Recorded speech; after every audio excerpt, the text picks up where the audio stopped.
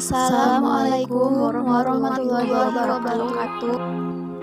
Halo teman-teman semua, kami dari kelompok 10 akan menjelaskan tentang prosedur audit. Sebelumnya, saya akan memperkenalkan anggota kelompok kami terlebih dahulu. Dengan saya Rinsa Oos. Saya Mutiara. Saya Intan Lydia De Vega.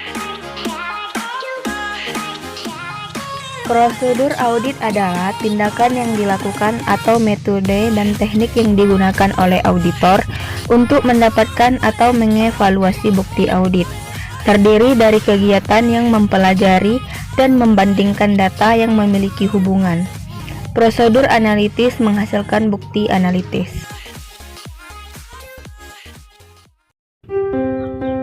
Prosedur audit yang harus dilakukan oleh auditor.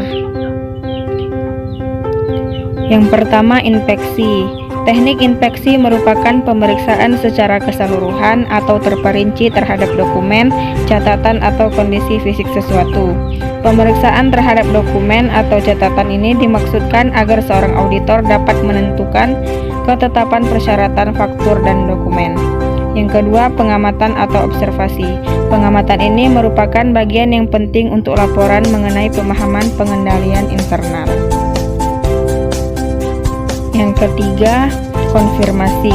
Konfirmasi merupakan penyelidikan untuk mendapatkan informasi dari pihak lain selain pihak organisasi.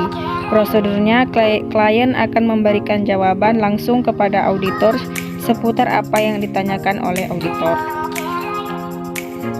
Yang keempat, permintaan keterangan. Menjadi auditor tentu akan melakukan permintaan keterangan sebagai salah satu prosedur audit, di mana tahap ini dilakukan biasanya berupa keterangan secara lisan.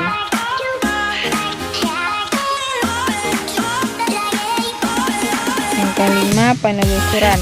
Di mana penelusuran ini seorang auditor biasanya akan melakukan penelusuran ulang, mulai dari awal sampai data dalam dokumen.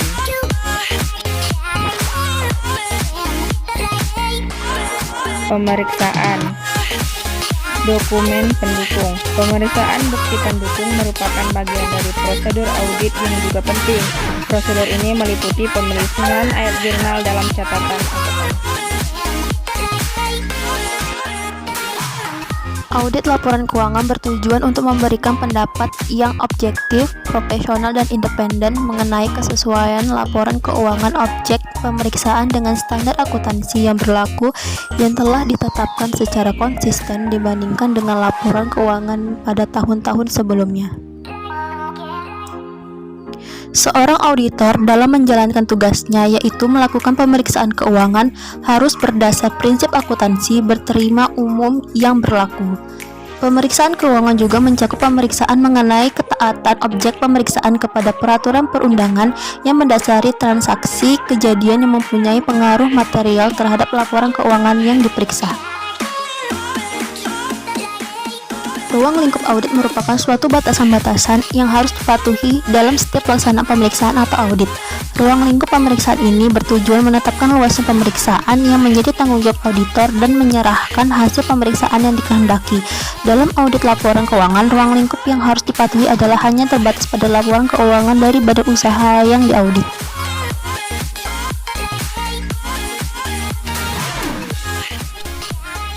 Ciri-ciri prosedur audit. Yang pertama, prosedur harus didasarkan atas fakta-fakta yang cukup mengenai situasi tertentu dan tidak didasarkan atas dugaan-dugaan atau keinginan. Yang kedua, suatu prosedur harus memiliki stabilitas, akan tetapi masih harus memiliki fleksibilitas. Yang ketiga, prosedur harus mengikuti zaman.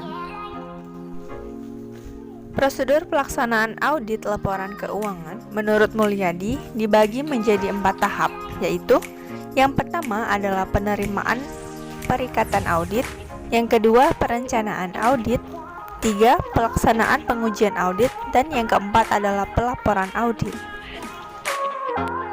Jangan lupa like, comment, and subscribe untuk mendukung channel ini. Terima kasih.